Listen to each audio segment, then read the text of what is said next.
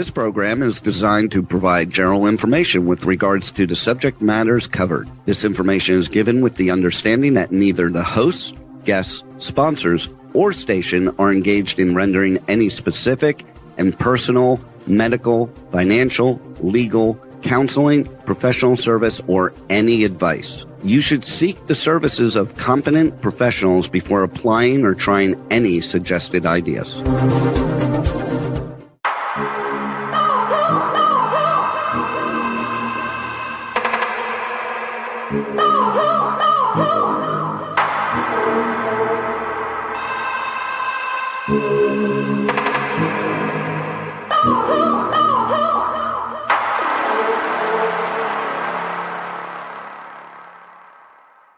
Good morning, true seekers and true crime junkies. Welcome back to another episode of Hit the Road Jack, Finding the Zodiac. I'd like to welcome to the show today, Nolan Del Campo. Good morning, everybody. Good morning. And Harriet Suchet. Good morning. Good morning.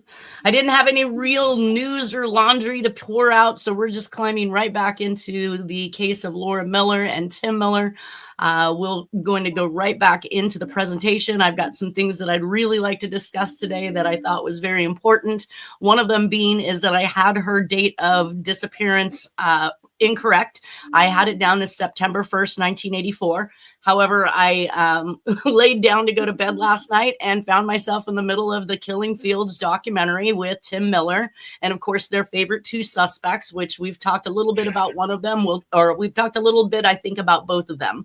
But they reported on that documentary, September 10th, 1984 is the date that Laura Ann Miller went missing from the convenience store after attempting to call her boyfriend to see if he would come over. So I did get a bit more information on that last night. So it appears as though Tim Miller had literally just moved from Dickinson, which Dickinson has some inclination to the cases, and to League City. And he was, after moving in, they hadn't had their home phone set up yet. And Laura Miller actually had gone to a payphone, had her mother drive her to a payphone, tell her mother, leave me here, I can walk home. And it turns out that her house is literally within houses of Heidi Villarreal Fye, who also went missing the year previous and was going to the payphone as well to make a phone call, supposedly at the same little convenience store that Laura Miller had gone to. So after catching up with that correction, it just tells you how much the media will print and produce things without making sure that they're accurate, because all the information I had researched showed September 1st, but it was actually September 10th of 1984.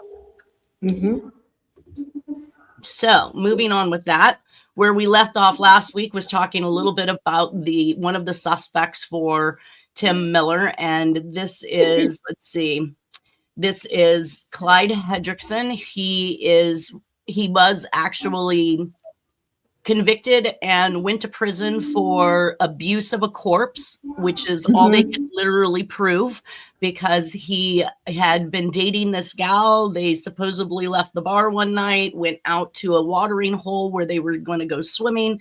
And for whatever reason, Ellen Beeson he claimed that she drowned, and then he put her body into the truck, was going to take her to the hospital, but then got scared, dumped her with some trash on the side. Some of the things that I noted under a couch and some tires, it said, yes. Yes. So that's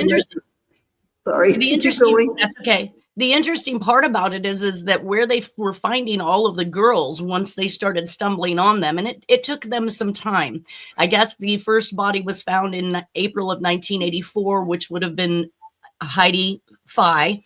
And then I guess Tim Miller at this point in time had also indicated that he believed that they should check that same area when they found her body, but it took them another 2 years for somebody to accidentally stumble upon 17 months, I guess is what he said, for somebody else to stumble upon his daughter's or another body. And then in the finding of that body, they then found Tim Miller's daughter's body.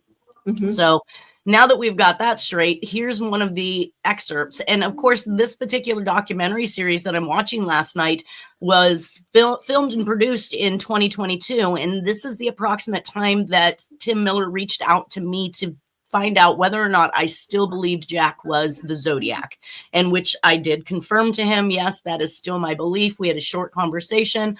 I told him that I would like to, speak with him more. Things have elevated. Things have come much further. More research has been done. I would be interested in discussing things with him, but I haven't been able to get him back on the phone since. One of those reasons I think is because also in 2022, he took out this wrongful conviction case against Clyde Hendricks. Let's see. So Tim Miller, founder of Texas Equusearch, receives a $24 million civil suit for wrongful death against Clyde Hedrick in Galveston.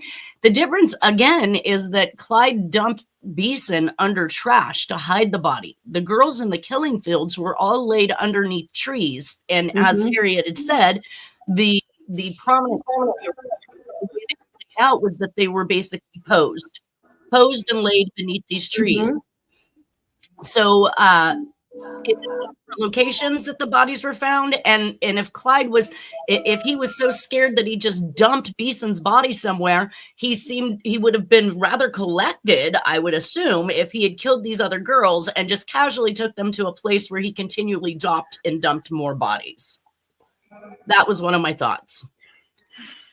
So basically, they said a man convicted in 1984, death of a woman, has been released from prison. And I think that's the other thing, in the time frame in which they found her body was close to the time frame in which they found Phi's body. So they wanted to then clump these acts together. Did you have something to say, Nolan? Oh, no, I'm fine. I'm just trying to get comfortable because of my injury. Your butt hurt. There's 2 out of 3 butt hurt people here today.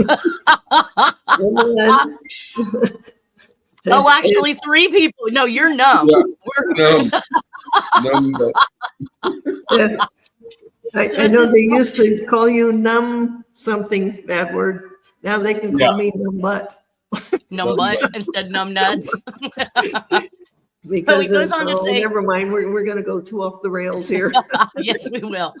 Clyde Hedrick, 67, was released from the Estelle unit in Huntsville on Monday on mandatory supervision, according to the Texas Department of Criminal Justice.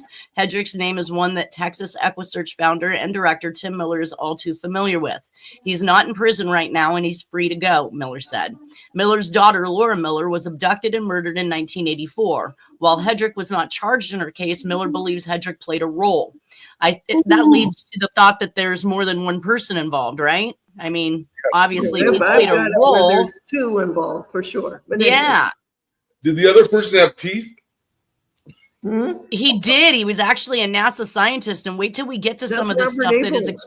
That's Robert Abel. Let's. Yeah. And Clyde. I mean, Clyde was not a bad looking guy in his day. He wasn't. I mean, I know we see this picture now, but like he was an okay looking guy, but he was a construction worker.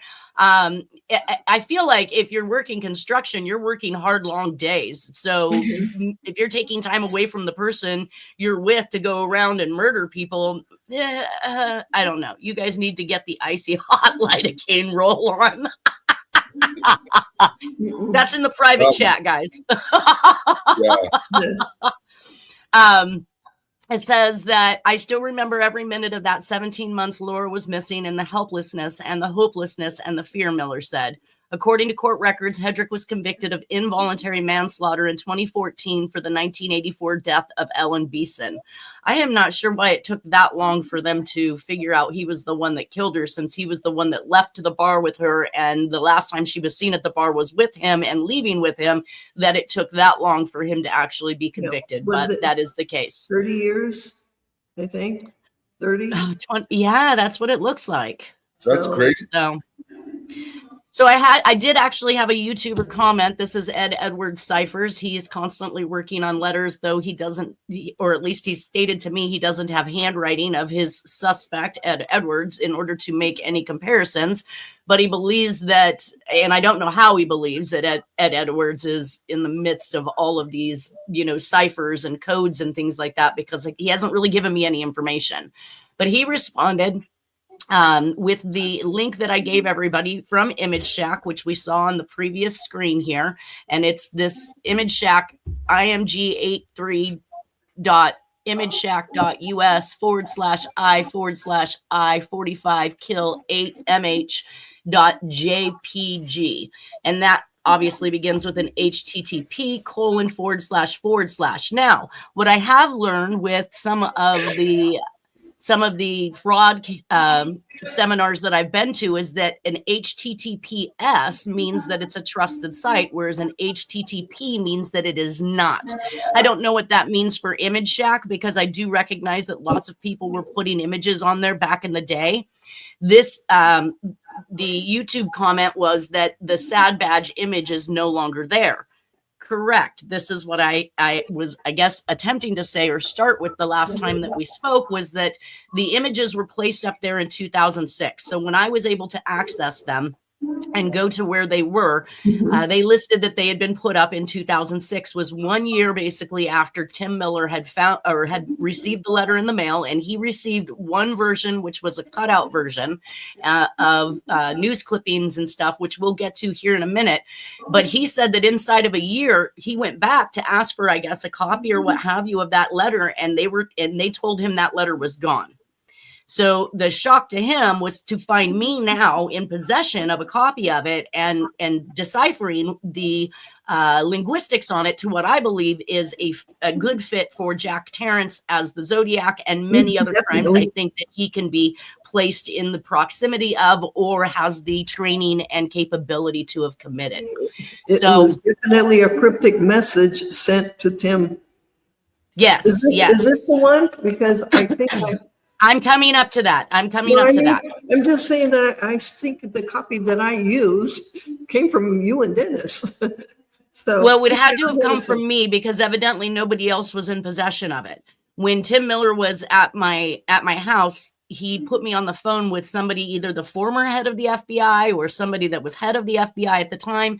And we spoke. I gave him the information on who the email came from. I gave him the image URL, which I still have today.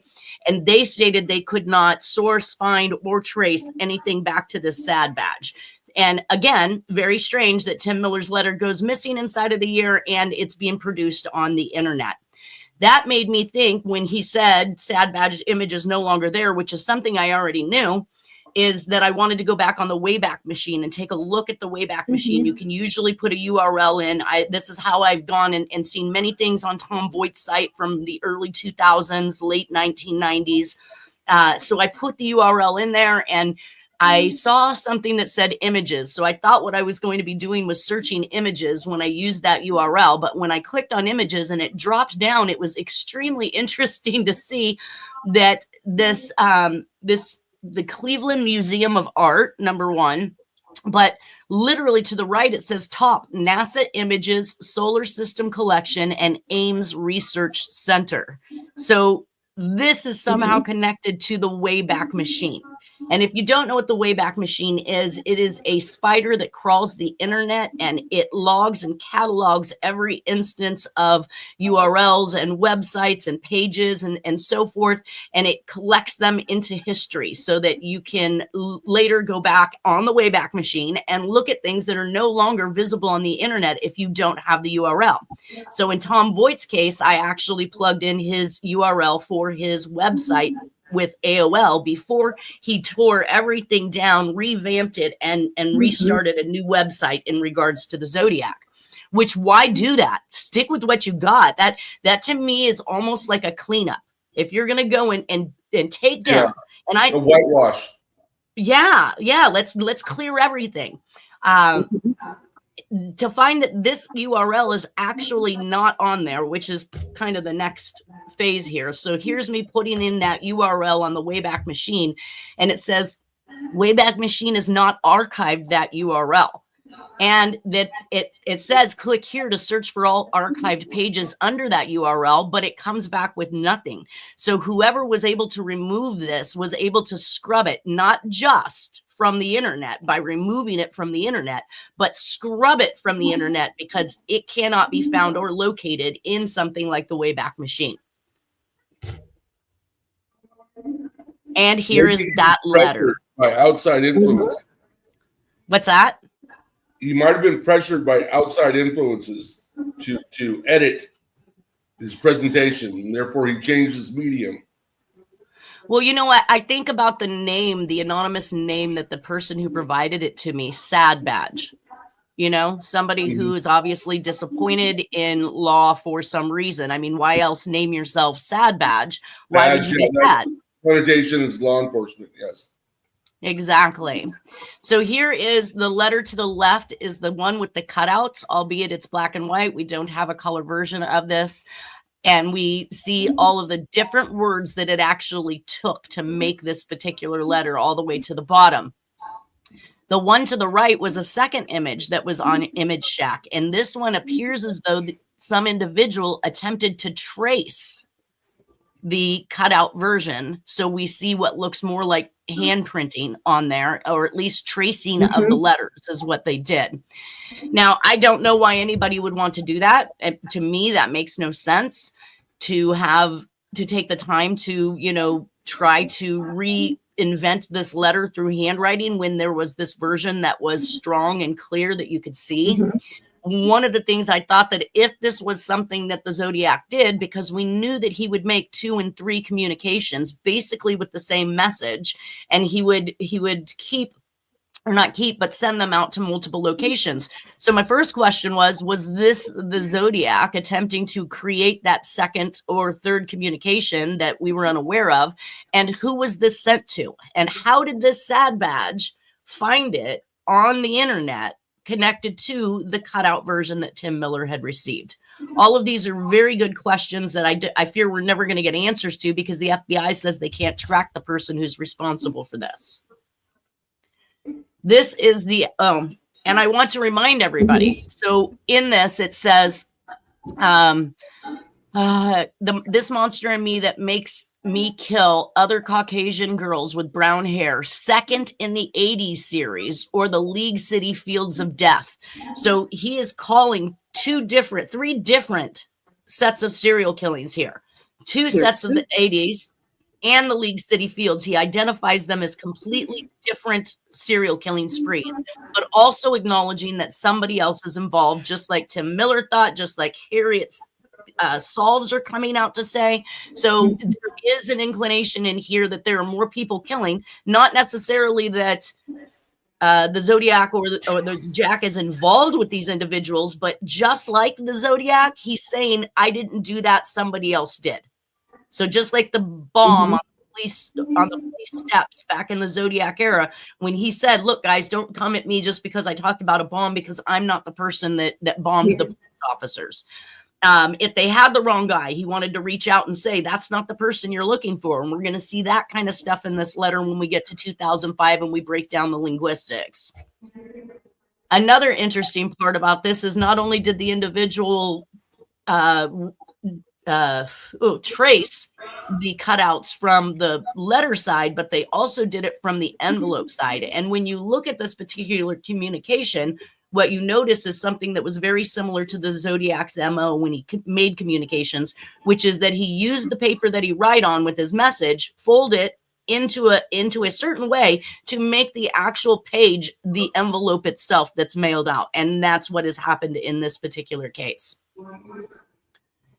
Well, if I were to decode this, I just want to say I would add the word traced the handwriting, because I got so much out of this already. But anyways, so yeah, this is great, you know.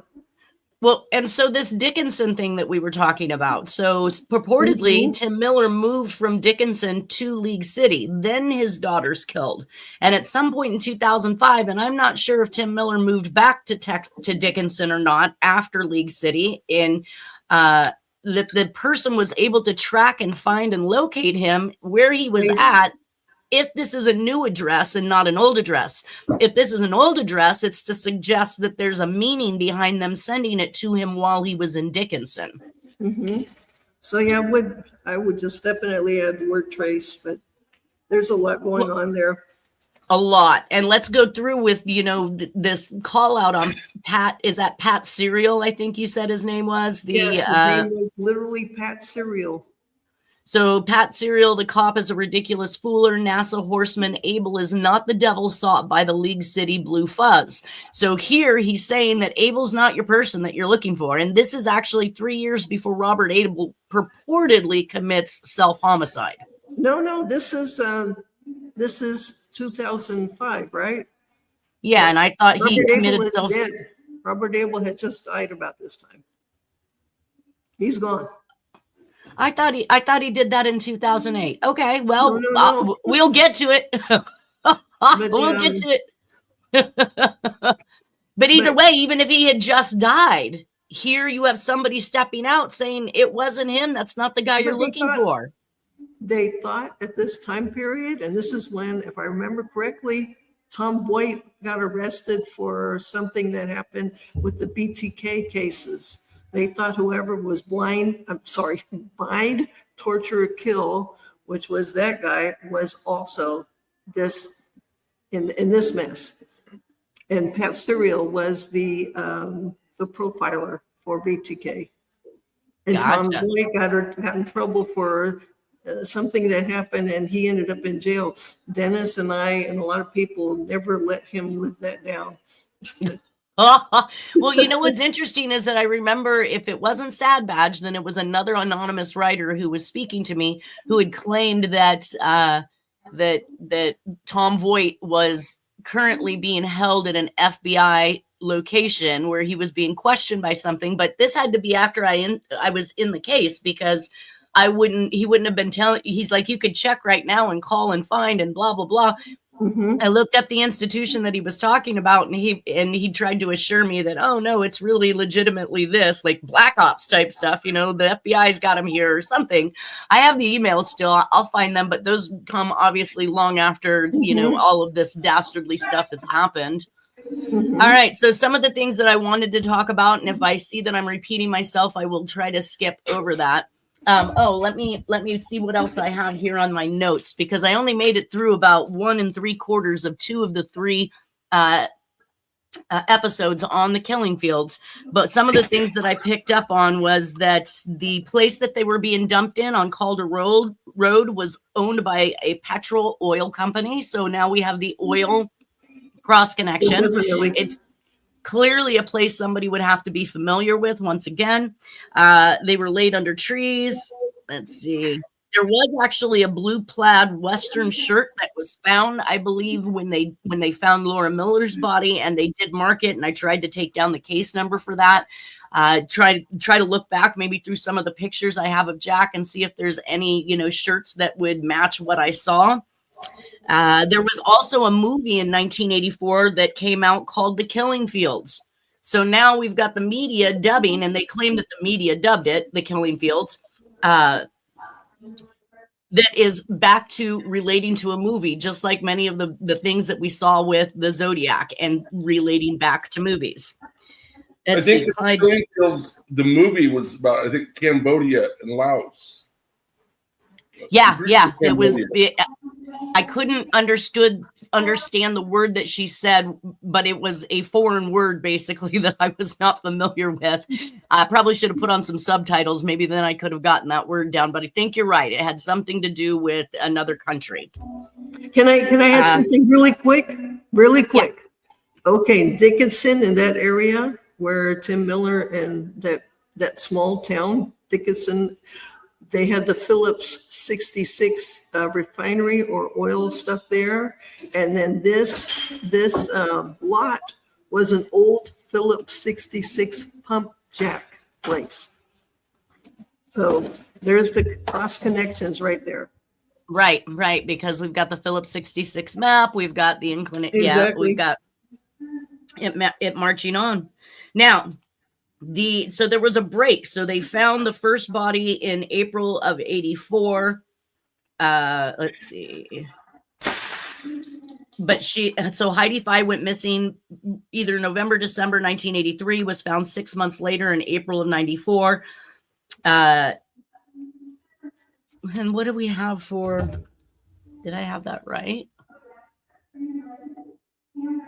She went missing in September of 84. So this was after the fact. So maybe I have my year just a little bit off, but it took them another 2 years in 1986 to actually locate and find victim number 2 and Laura Miller.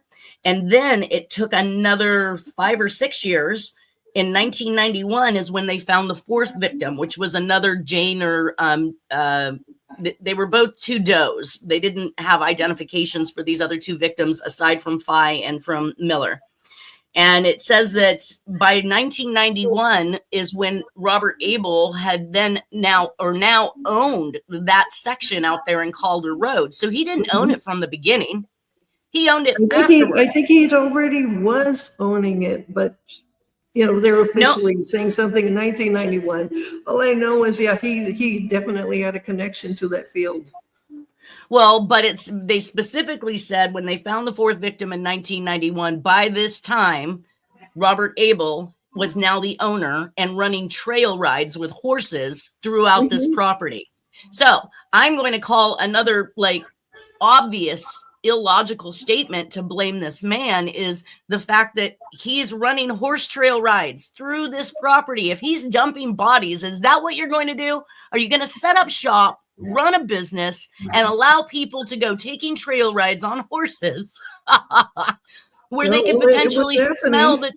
It's bizarre. What's that? I said it's bizarre, but it was happening. And then I think some kids found some remains. That would be the 4 kids found victim number 2, which led to victim number 3, which was Laura Miller. And then the 4th body was found probably by kids again, too. I didn't commit any of that to memory.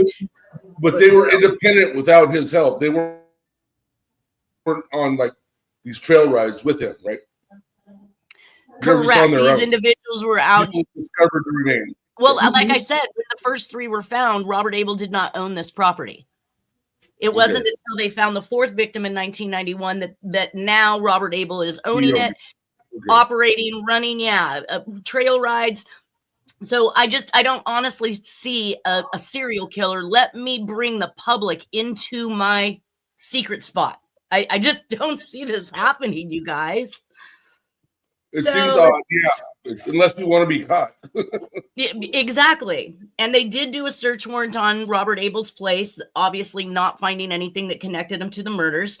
One of the things that I did take note to is that Tim Miller had indicated that at one point in time he had gone back to visit his daughter's grave, or the place where she was left dead, and he had found DVDs that had XXX written on them in Sharpie pen. Now, number 1, I found these same type of DVDs in Jack's belongings.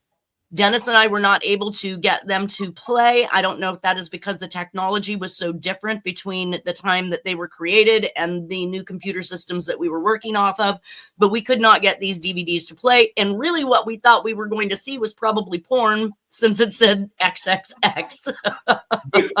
Were they Hold on 1 second, guys. Go ahead, Nolan.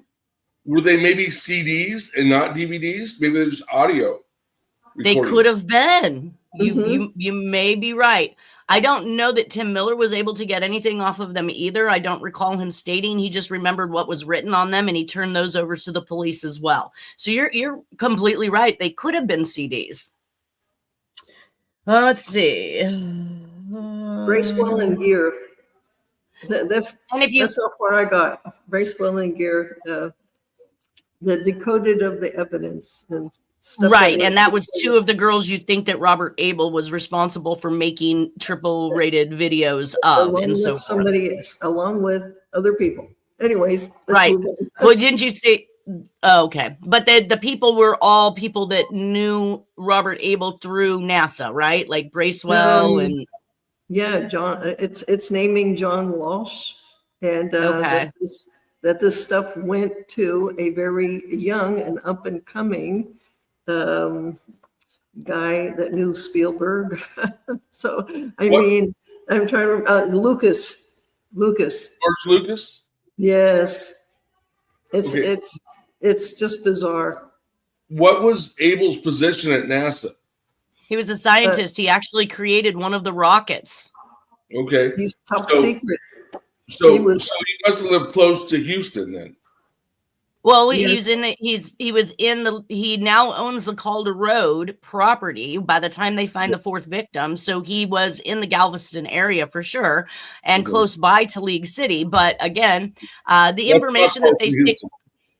I guess that the FBI did a profile based on the murders, and Robert Abel purportedly fit the profile, and that's why they started looking at him, not only because he fit that profile, but that he owned the property where the fourth person came up missing, and that he inserted himself in the case by offering his horses, search parties, doing everything he could to search the property that he now owns.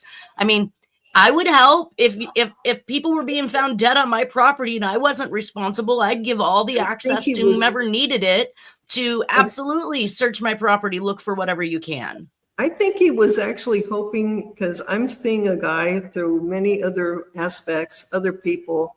Anyways, that he was actually trying to get himself arrested because he knew he couldn't stop. So if he got Right. arrested, then, so of course he's going to say, well, I've tried in the past to say, I'm compelled to do these horrible things, and he knows it's horrible. Arrest me. Right. And but he's got top secret NASA information in his head. So they weren't going to interrogate him. So he eventually died. So what happened between this period and the time he died?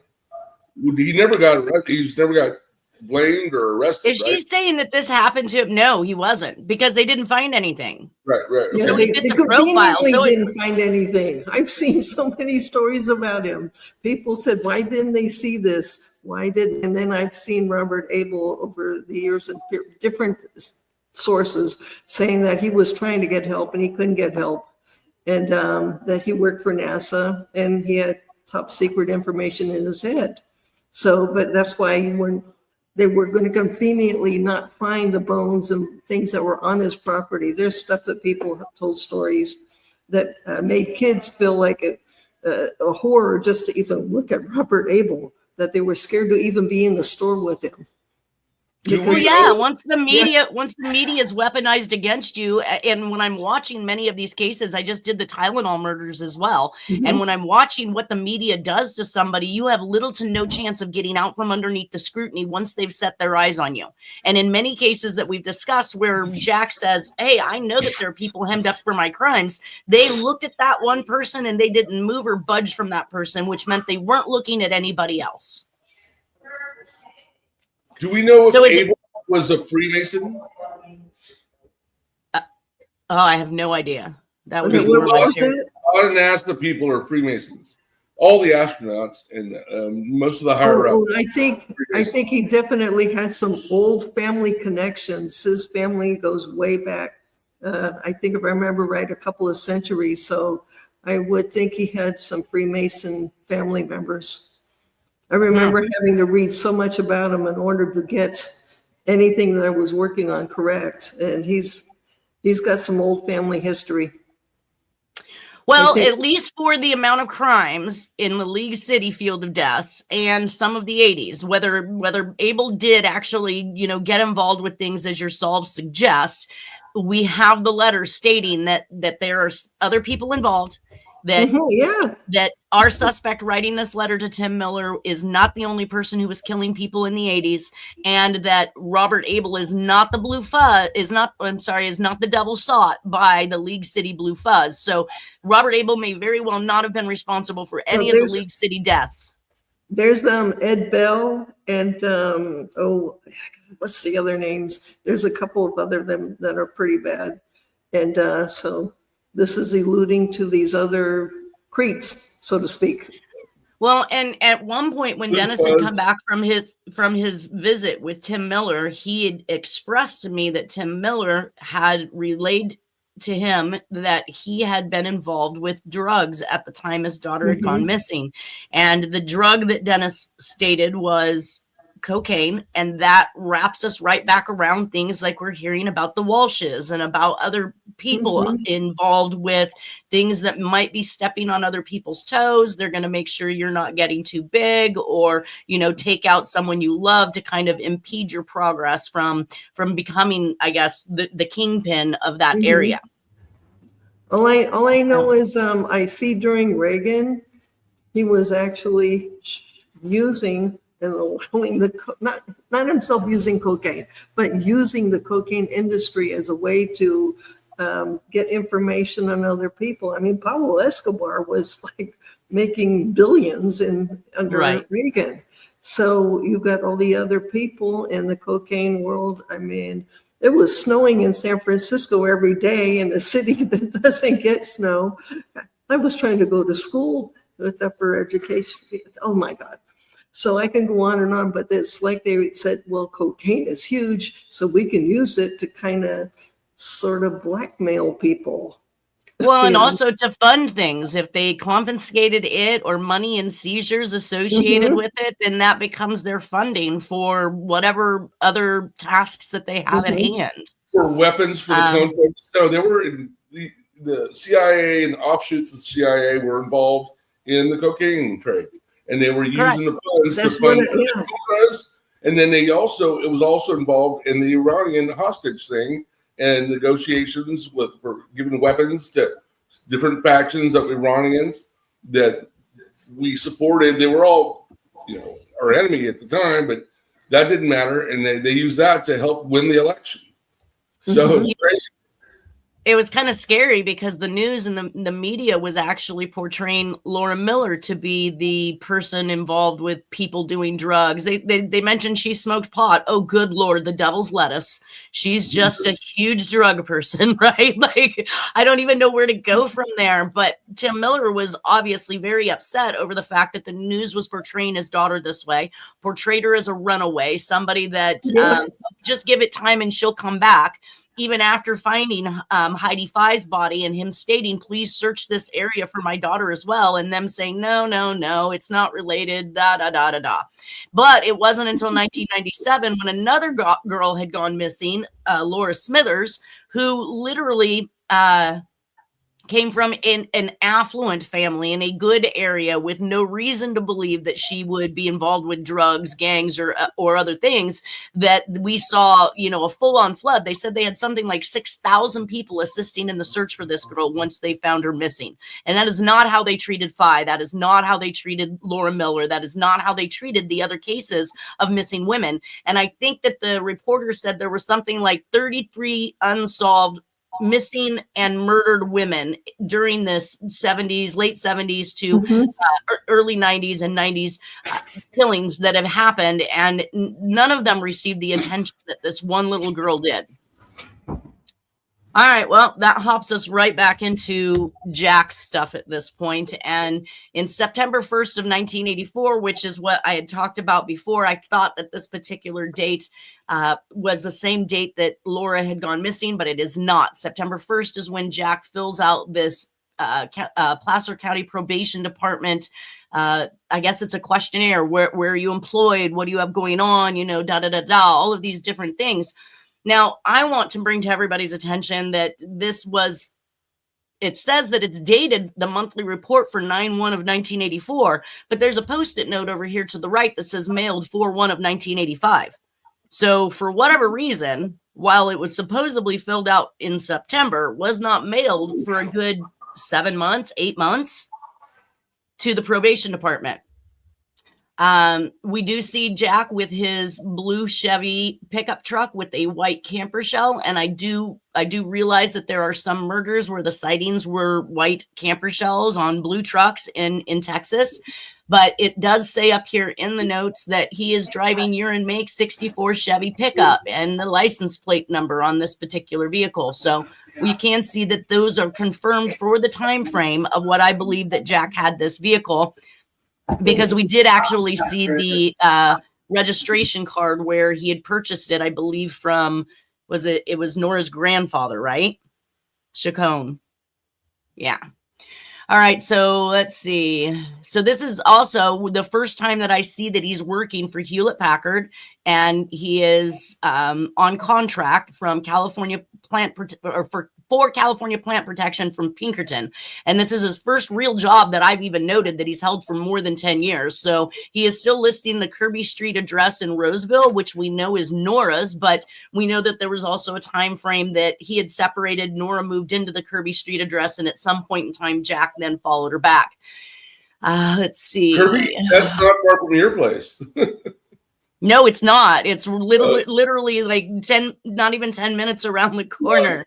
And I know the house because Dennis would point it out every single time we drove by it. He would say, that's the house where we lived right there. Okay, so let's move on to my next.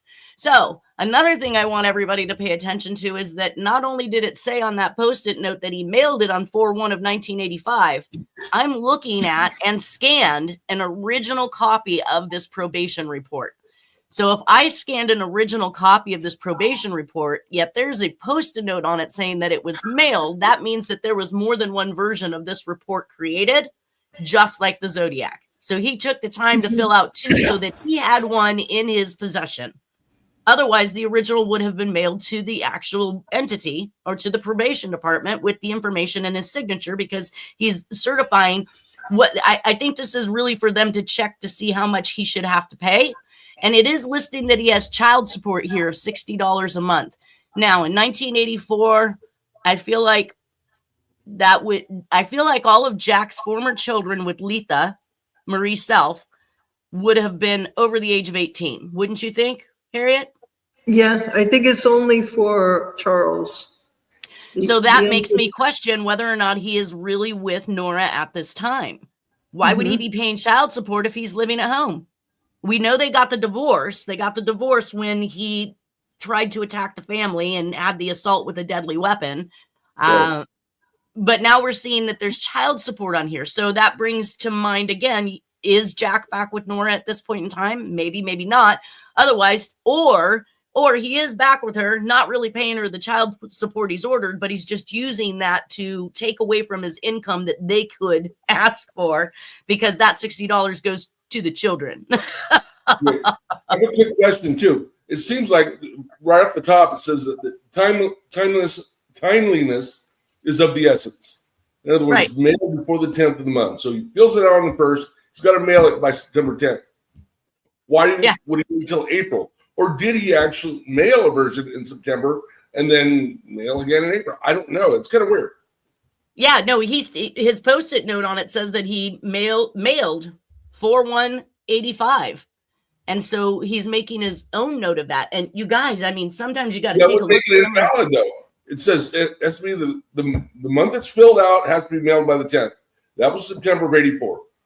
And Jack didn't do a lot. Jack didn't do a lot of things like the average public would be expected to perform. I would think they would reject it, the probation department. Right. I don't even understand what the purpose of mailing it on 4/1 of 85 would be. However, like I said, it's signed and dated on 9/1/84. Right. But because it was mailed on 4/1/85. So confusion at best, but still he's in possession of the original. So did he make two like the Zodiac? I also took, as I sit here and I look, some of these pages are some of the pages that I used in the examination of the Zodiac case. And there are a lot of things in there like that pop-up giant K that we talk about. The other formations are things like, let me see here, the 4-stroke N's that actually look like W's. So look at this N over here at the end of Sunday. It looks just like a W. Look at the N in plant, just like a W. And we've seen a lot of these formations in the Zodiac handwriting, which is a lead to the fact that author, on the occasion that he dropped it, is used to using this formation, which is basically a capital N. Let me see if I can find one that looks more like an N here. In the word none. Okay. Yeah, sorry, I'm pointing. So, I'm pointing it. Yeah, in the word none, what you see is this little tail sticking up here at the top of the left side of the N, and that's because he starts there, moves downward, moves back up to make that first hump of the N before making the cross in the center, and then coming back up off of the baseline on the final leg of the N. So it's basically this little stroke that we're seeing here to the left is actually left open in his carelessness, so it makes it look like a W. And on the Zodiac stuff, it looked more like what I referred to as a bird flying because it had kind of that wing W look, even though it didn't fully articulate the letter full on like we see it here. It is still that same movement. If this is his natural handwriting, which to me it appears to be, it just tells me that the Zodiac stuff, he tried to alter his own handwriting. But he didn't really. A lot of it, I think that when people think it comes back, yeah, it comes through, but it's not the same as this. I think that Jack's manipulation of his handwriting as the Zodiac was the attempt to make everything lowercase that was properly lowercase, with the common habit of leaving behind capital letters. And these letters we've discussed before, these capital letters that we find in the Zodiac's handwriting that pop up here and there, that those capital letters are consistent with the capital letters in Jack's, and we see them dropped so minutely. There's just a very few of them that lead you back as a document examiner to say he forgot who he was being at this point in time. His brain took over and started to drop natural handwriting. There's the issue of spacing too. Like he would separate words and this and that. And yes. I think a lot of those things he was doing in those letters, if indeed it was him, which is what we believe, that were maybe clues. No, it's stenographic code. That's what I found so much. Because why would a brilliant guy, he is a brilliant mind, why would he not know how to spell words and, put stuff? That's what caught my attention. No, they're clues. Yeah. Well, there's also the hyphenating of words where sometimes he didn't even use the hyphen. He just broke the word on one line and then started the second half of the word down here. And sometimes hyphenating, sometimes not hyphenating, but awkward breaks when there was enough room to write the full word. So that's what doesn't make any sense. And the Zodiac clearly showed the use of all space on the paper. So why in those particular instances would he break the word in half so that the second half of it fell on another line unless there was a purpose behind doing so? Because he did not have a problem writing right up to the edge of the paper by any means. Can we look at the full document again? Because his writing seemed just so precise and like professional. It's just it's amazing, really. I couldn't write like that. But when you look at a lot of the forms, you see the consistency. So looking at his name Jack, where he writes lowercase a, which is that bell top A. Yeah, but then that's Zodiac. Yep. But then in Terrence, he uses capital A's. Capital Terrence. Right. So there's this mix back and forth. But when you look at things like the M's, the C's, I think the C's were some of the things that when the 9/11 letters were mailed that people were really kind of jumping onto as far as what looked like the Zodiac. But the P's that we've talked about. On the lines themselves. Everything just barely touches the lines, and they're all very straight, very neat, shall I say. Yeah. And that is something that I actually say that the Zodiac had in his ability to write on unlined paper, perfect lines, like he is manuscripting a book. Yeah. Very controlled, basically. So November 8th of 1984, we had a man named Robert William Hope, 32 years of age, that was killed. It looks like he was on the 1800 block of North Park in Kingwood, Texas. So this is back in Texas at this point in time. If I'm to presume that in September of 1984, Jack is still paying child support, or if that wasn't a lie, we're down to our last minute. I think I will save this slide before getting into this one for next week. But is there any last comments that anybody has in regards to today's information? Well, I'm thankful that you morphed into the sections of where he's purposely breaking up the words. And that's where the code breaker, comes in. I recognize it as stenographic code. And I'd sure like to know how he learned it. But I'm seeing it years and years before Jack. The same system. Right? Maybe through the military, maybe through the Navy, the Air Force. Or the NSA. Right. Right. Yeah. He could have been part of a bigger organization that we even begin to understand. But we know that when he was in Atsugi, Japan, that's where he learned code, ham radio, and all of the things that American airmen were required to do on that base in order to fulfill their duties. So all of it is possible. Was at Atsugi as well. Right. 100%. All right, you guys. Well, I want to wish everybody a wonderful weekend. Have a great next week, and we will see you all next Friday. Bye-bye. Hope your butt feels better. Yours too. Feel better.